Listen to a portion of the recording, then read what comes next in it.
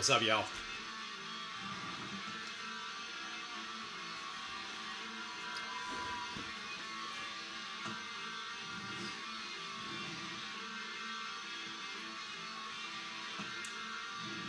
Takes a minute for this one to get started, but I think it's worth it. This is one of those. I'm not gonna tell you who it is yet. We'll just let play for a second. This is one of those ones that's on YouTube, but it's hidden behind one of those warnings. Like even if you're logged in and you can view adult stuff, this one still has one that they make you check. So I figured this might not be long for this world, at least as far as YouTube is concerned. Because we know what they did to Vaginal Jesus with Anal Cunt. But I picked this up because there it was. It was one of those ones. It was on a CD. So I see vinyl of stuff that I don't pick up because I don't collect vinyl. I just collect CDs. Vinyl, oh my god. I have enough expensive hobbies as it is. Vinyl collecting is not one of them. I got 40K. I ever feel like doing some... yeah. That's where my vinyl budget goes. The budget I would have for vinyl instead went to 40K. That's how I rationalize that. I got plastic apartment and I paint them. I don't know why. It's a skill. You know, I saw people painting shit and thought that was the coolest thing ever. I thought drawing was the coolest thing ever. I suck at actually drawing, though. I say that, but my wife's seen my drawings, and she doesn't... She's like, you're not bad, actually. You're actually good. You know how to envision the thing and get it down. I'm like, yeah, it's just... some of the shapes and shades that some of you guys can get, I just don't know how to get that.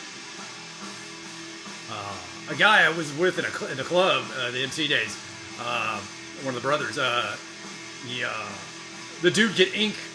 Like, if you know anything about comics, it's the drawing of the lines, but then the ink puts in all the shade and shadow. So that's the inker. This guy could ink. Oh my god, dude. Like, he had very crude drawings, and I was like, oh, that's cool, man. There was just a couple of lines, and I was like, that's tight, man. I like that. And then I'd see the picture again, and it was all shaded and inked, and I was like, whoa, dude, you missed your calling. You should be inking comics. He's like, really? And I'm like, dude, these guys make like anywhere $50 to $150 a page. And you turn in the pages as fast as you can do them, as efficiently as you can do them. You turn them in. And that's money. That's like money right in your pocket, you know, like.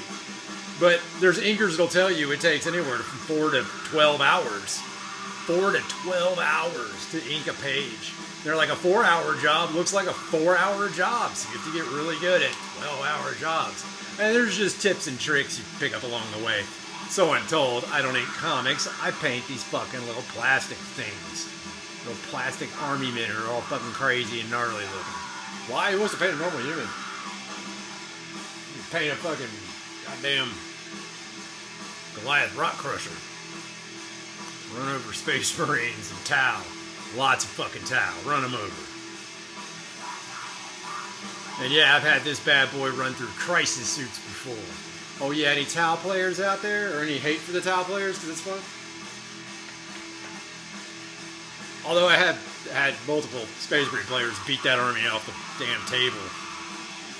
Guard as well, Imperial Guard, yeah.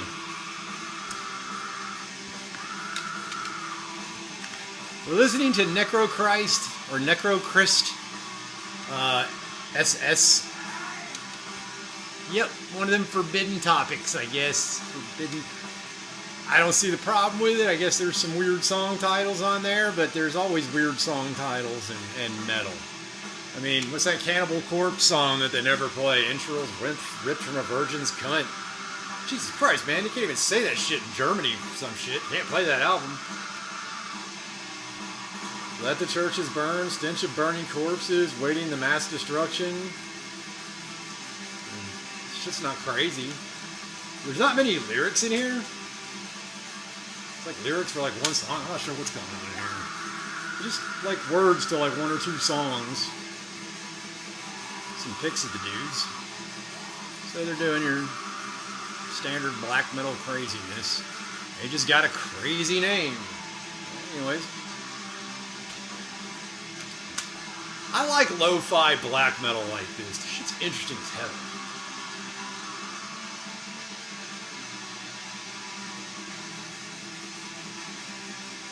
Love that tone on that guitar. It's fucking just fuzzy.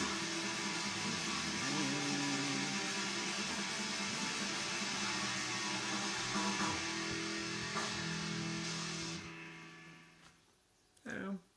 Some pretty cool melodies to it every now and then. That loud ass snare. Dadgum, that snare is fucking loud. And it's fitting right in that space with that guitar. So that snare and those guitars are fighting for the same air. Gives it such a staticky feel. That's why I fucking love this.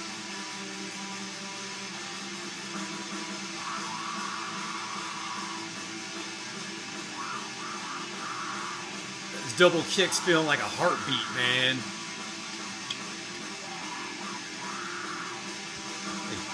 Got that galloping, running feel to it. You feeling me? Yeah. Bathory fans should like this. Any Bathory fans? I know of them. Y'all talk shit about me in the comments. I don't care. I guess he's saying Satan. And it's black metal. What else are they fucking supposed to talk about? I guess that's what he's...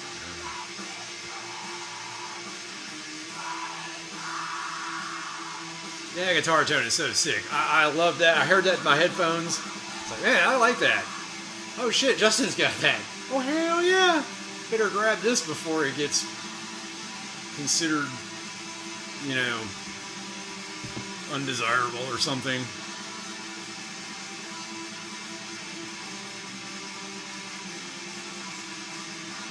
Oh, I'm going to show you all a book. Yeah, it's a book. I read books. I read a lot of books and I paint plastic army dudes. What do you want from me? And also, like, repair most things in your houses, including appliances. I'm useful. Leave me alone. Anyways, I got a book. Prospects Bible. Check that out. This dude had a YouTube channel. I don't know if he still does. It's on the back there. That fellow. Black Sabbath Motorcycle Club or something. Yeah. Anyways, you can find this on Amazon, but just know that that's not where this came from. This was given to me by a club. Yeah, basically like, oh, here, man, we got you this. It's like, this is just floats around. Here you go. I still have it. I didn't give this one back. I gave a lot of things back to that club. Man, they handed me a book, and it was like, yeah, I'll take that.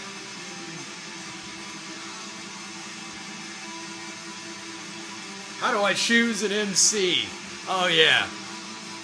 You may laugh at some of this stuff, but no, these are like great questions. They're really good questions. If you know nothing about motorcycles or motorcycle clubs, literally grab this book and read it. It's like, yeah, that's pretty much it. You know what I mean? Or the contents. So I'm not gonna read them. You can read them. I'll point them out. This might be on Internet Archives. I don't know. Go check it out there. If you get an inclination, though, do pick it up. You know, because it gives like money to that dude. And that dude was really cool for having done all this. Because this is for all you people who don't actually know what the fuck you're doing. Like me. I didn't read this book before I did this shit. I just found one percenters and was like, hey, what's up? Yeah, I literally saw some one percenters at a bar, club, little strip area. I was like, oh shit. Hey, how's it going? I introduced myself and like, tell me about this stuff. And one of them was kind enough to talk to me about that. He was like, I got you, bro. Here's what we're going to talk about. And, you know, it's the conversation with a dude. You know, it's the conversation with another man. That's all it is. Now, you walk up to 5 of them, only one of them's probably going to talk to you, if that. The rest of them ain't going to say shit. They ain't got time to get to know you. But I knew a different club when I lived in Houston. If you know anything about MCs, there's a big diamond club down in Texas. I knew some of them dudes just by working the jobs I did. Guys would just tell me all the time, like, oh yeah, man, I ride with the Banditos. I'm like, oh, that's cool, man. It's like, oh yeah, man, that guy used to ride with the Banditos. Like, I used to ride with the Banditos. Like, I have it all the fucking time, dude. So I was familiar with MCs only from like that aspect for a while. I wasn't writing at the time, so I didn't know about all that stuff. But if you want to know anything about it, there's a cool fucking book, cool fucking guy. I don't know anything about him, never met him, but he's got a YouTube channel, so check that out. Just throwing that one out there for anybody curious about this shit, stuff I was involved with, the many phases of my life. But extreme metal was always at the heart of it. You know, extreme music was always at the core of it all. I wouldn't say it was like how I identified, but it was definitely something I wanted to be identified by. You know what I'm saying? Like, you know, at my heart, do I feel like I'm a death metal guy? Well, yeah, I guess I do. Kind of, but it's not like who I am. It's just a part of what I am. And I like the image that it gives off to other people. Because I remember seeing death metal shirts for the first time and been like, well, I bet those dudes are wild. Look at that fucking shirt he's wearing. Now, some people will, like, pass up your clothes. They don't really think about it. But these shirts stand out so much, you know, that they catch the eye.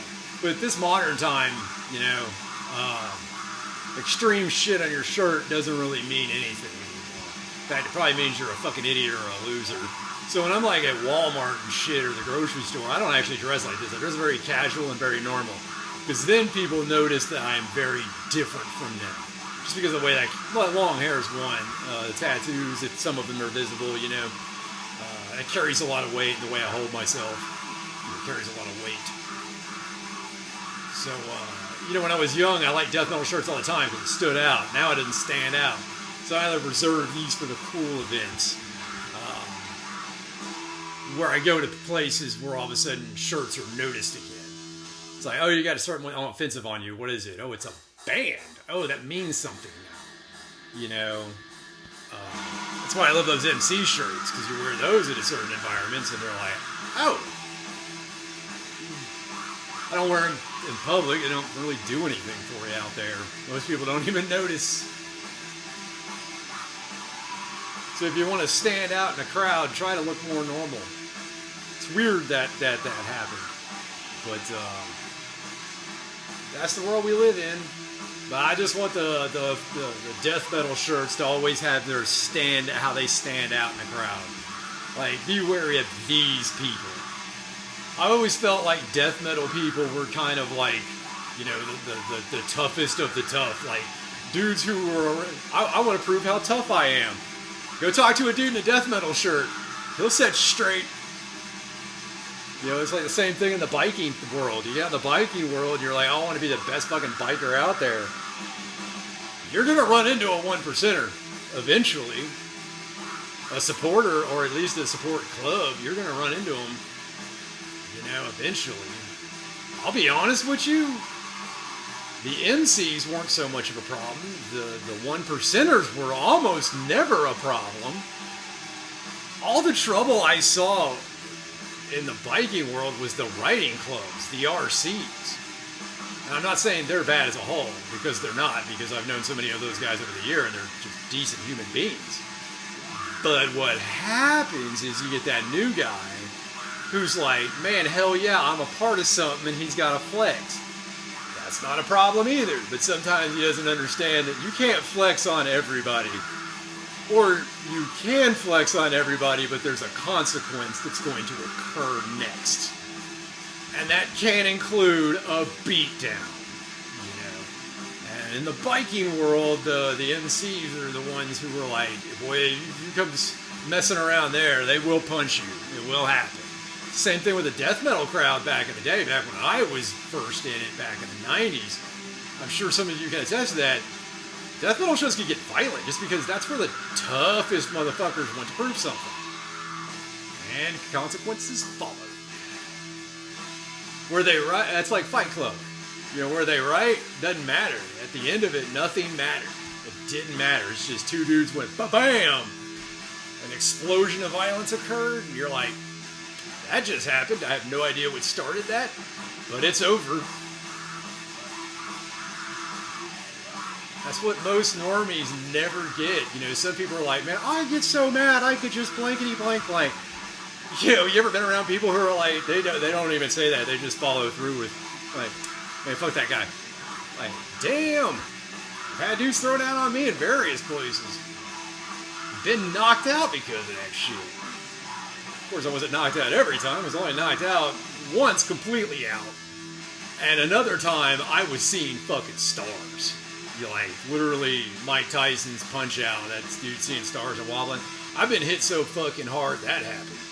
That's scary.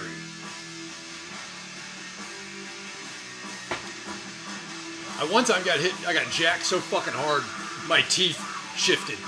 And they're still shifted today. And I wasn't concussed, but man, I felt such a like force of kinetic energy that just forced my entire spine to straighten up to protect itself, and I just went tilting over. Like, the amount of mass that got distributed was shocking. And it was all on my jaw.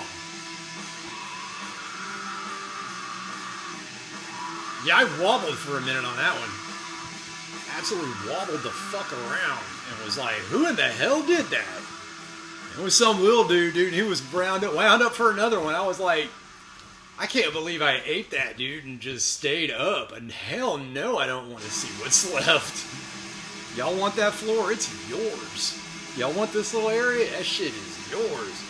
I don't want to know what round 2 brings. If that was round 1, tap out. And they let me retreat.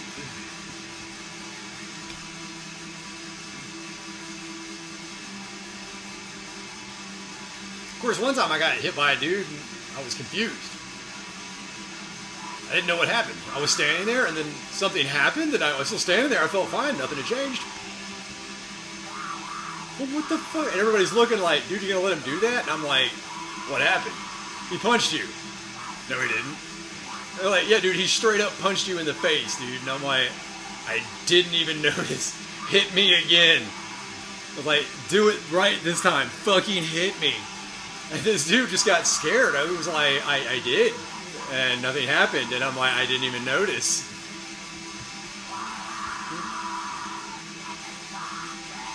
Of course, I've been hit before. I did that hit me again thing and been blood spew out of my nose. I'm like, no, we're good here, bro. That was a good one. That was a good fucking hit. They're like, bang. Come on, do it again. Crap. Oh, good one, dude. Good one. Whatever he said. I'll shut up. Ugh. Good times, man. Any of y'all done anything like that? No, am I the only one? Anyways, that band that we can't talk about, Necro Christ SS or whatever. The only downside of the album, it just keeps doing this. Like, I like it because it does this, and then it just keeps doing it. There's a plus side. I like that tone. I like that sound. Lyrically, I could care less. The vocals sound like what they need to sound like. And he's supposed to be extreme, so say extreme shit. What are the extreme things you're saying? Kill yourself. I don't care. Whatever. Not going to. So the only downside is it just keeps going on and on and on with pretty much just this.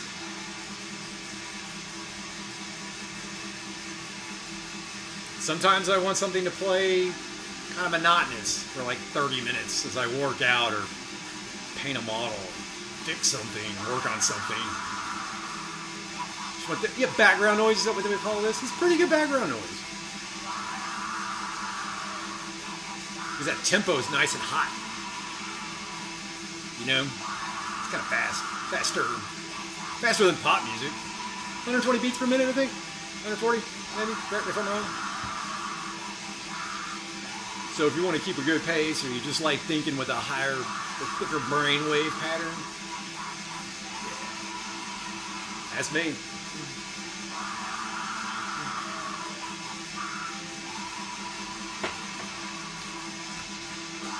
We're at 20 minutes? Holy shit. Anyways, Cattle Prod, Appalachian Warlord. Remember, if it's not voluntary, it's tyranny.